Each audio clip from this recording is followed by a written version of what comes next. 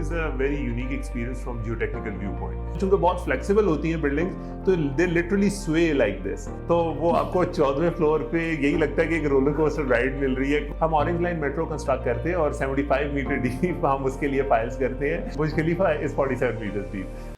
अस्सलाम वालेकुम, मेरा नाम असीब ताज है, मैं एक स्ट्रक्चरल इंजीनियर हूँ और आज हम यूडी के बारे में बात करेंगे। हमारे साथ एक प्रोफेशनल डॉक्टर इरफान बैठे हुए हैं।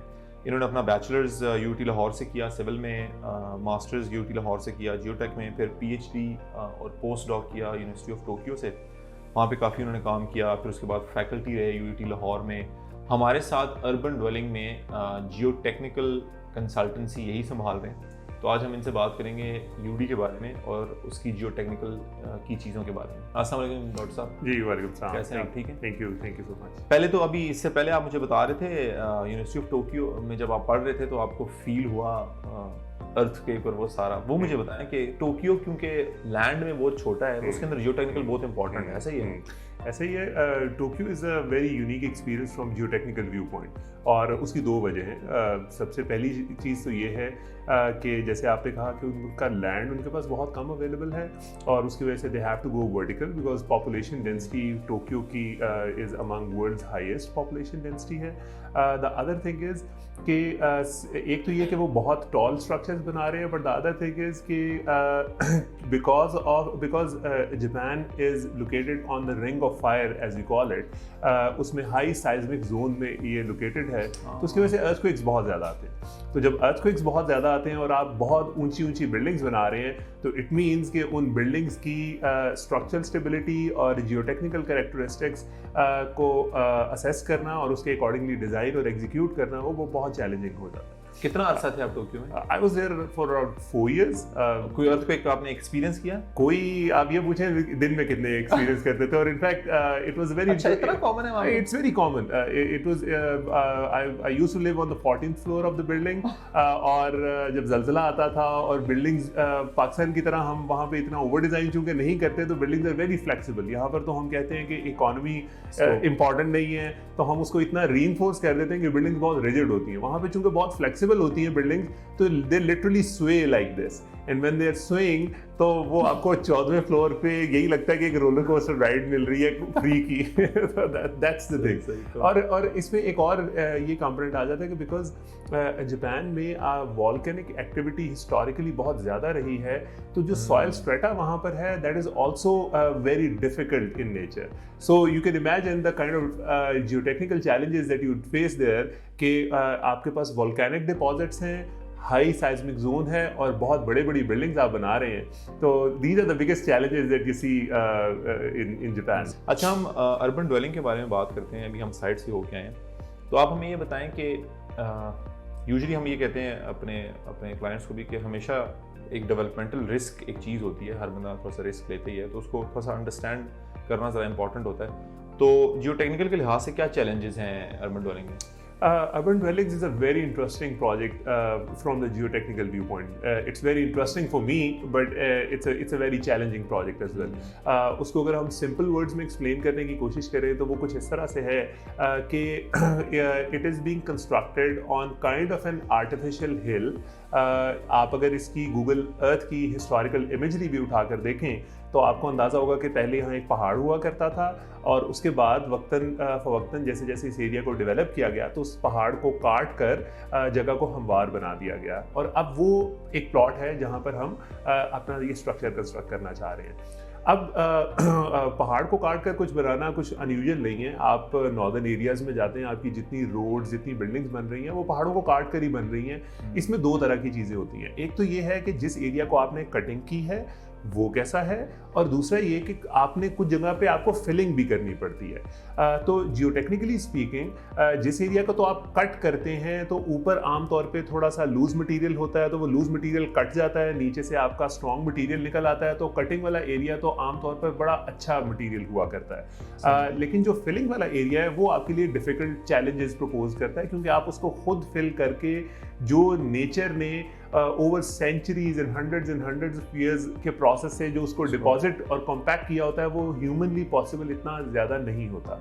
तो वेरी इंटरेस्टिंगली हमारा अगर बिल्डिंग का फुटप्रिंट एरिया देखें तो उसका कुछ पार्ट कटिंग में आ रहा है और कुछ पार्ट फिलिंग के अंदर आ रहा है। So that pose a very interesting geotechnical challenge for us कि इसका फाउंडेशन सिस्टम आप किस तरह का डिज़ाइन करेंगे जो कि ना सिर्फ सेफ हो बल्कि साथ साथ इकोनॉमिकल भी हो। Because as I was telling you, अभी जैसे हम टोक्यो की एक्सपीरियंस की बात कर रहे थे, इस तरह के चैलेंजेस बहुत कॉमन हैं जो दुनिया के अंदर आते हैं और जिनके साथ डील किया जाता है। अनफॉर्चुनेटली पाकिस्तान के अंदर उसका एक तरीकाकार सोचा जाता है और वो ये सोचा जाता है कि चीज़ के अंदर को इतना ज़्यादा रीइंफोर्स कर दिया जाए कि वो सेफ हो जाए। But this is something which is not done world wide. World wide उसको सेफ्टी के साथ इकोनॉमी भी देखी जाती है।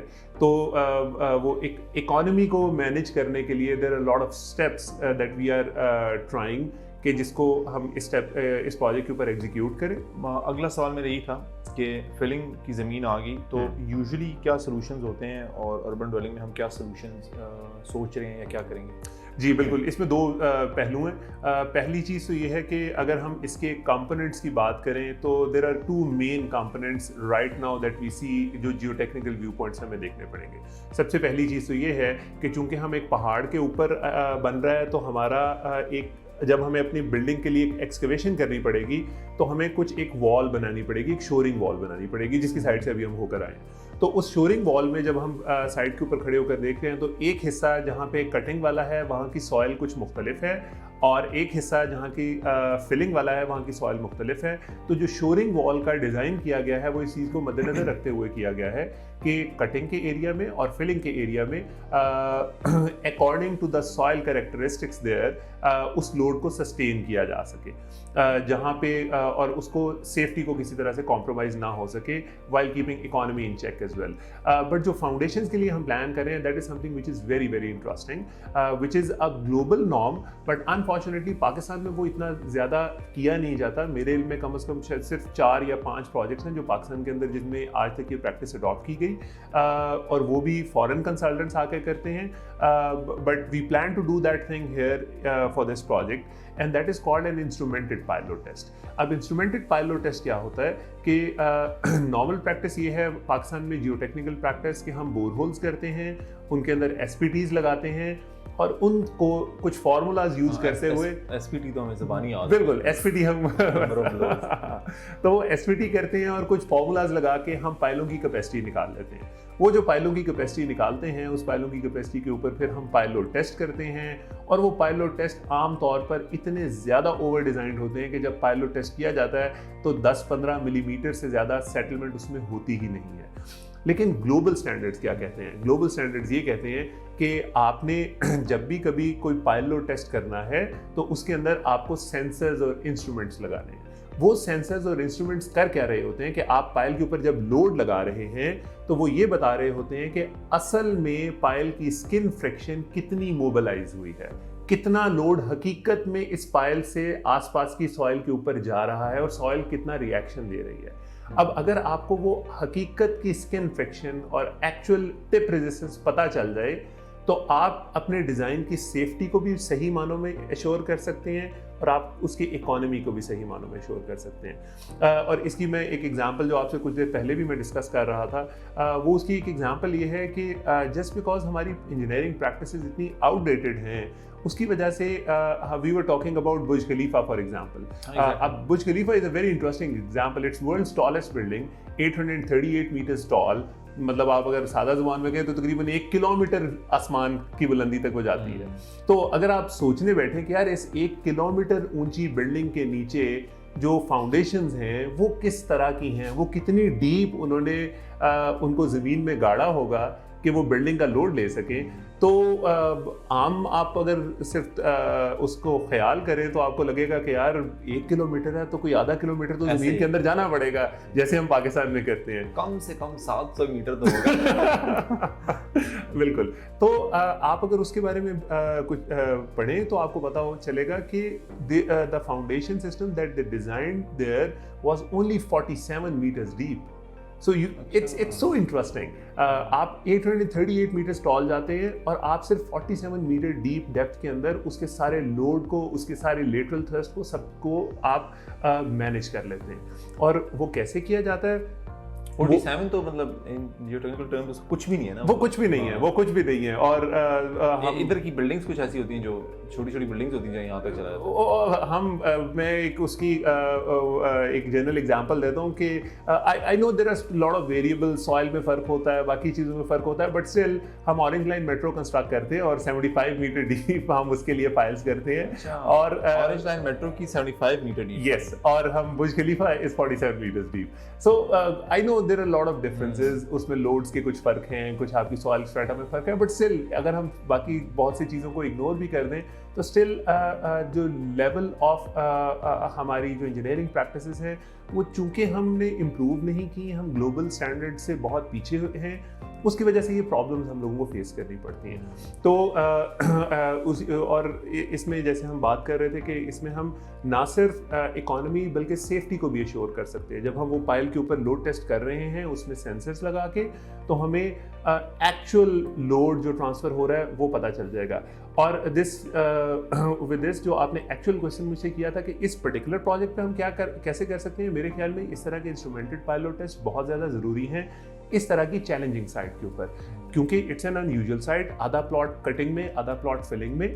तो जब तक हम इन दोनों एरियाज़ के अंदर चंद इंस्ट्रूमेंटेड पायलट टेस्ट ना करें तो हमारे पास बहुत प्रिसाइज इंफॉर्मेशन आना मुमकिन नहीं है, जिसके बाद ही हम ये कह सकते हैं हकीकी मानों में कि हमारा प्रोजेक्ट सेफ भी हो गया है और इकोनॉमिकल वे में हमने सेफ्टी को अश्योर भी कर लिया। इनफैक्ट फन फैक्ट ये है कि मगरिब के टाइम पे अफ्तारी जो है वो जो ऊपर वाला बंदा होता है उसका डिफरेंट टाइम होता है, नीचे वाला डिफरेंट होता है, तो क्योंकि ऊपर वाले को सूरज उस टाइम दिख रहा होता है, वो इतना ऊंचा होता है, अगर उस लिफ्ट से नीचे आ जाए तो जल्दी अफ्तारी हो जाएगी। एग्जैक्टली। और चीज़ ये भी होती है कि सुपर स्ट्रक्चर चूंकि आपको दिखना होता है तो everyone feel the importance of that, और जियोटेक्निकल चूंकि ज़मीन से नीचे रह जाता है और आपको नज़र नहीं आता, तो people think that it's a wastage of money, but actually it is very very important. आपके बिल्डिंग्स के अंदर बाद में बहुत सारे प्रॉब्लम्स आ सकते हैं इसकी वजह से। सो ये बड़े इंपॉर्टेंट फैक्टर। अक्सर हम इंटरनेशनल प्रोजेक्ट्स की वो कभी नेशनल जियोग्राफिक वगैरह के ऊपर वो एनिमेशन देखते हैं ना, तो बड़ी बिल्डिंग्स के नीचे वो पाइलिंग काफ़ी डीप हुई होती है, लेकिन वो बस दिखती नहीं है, तो कहते हैं जो दिखता है वो बिकता है।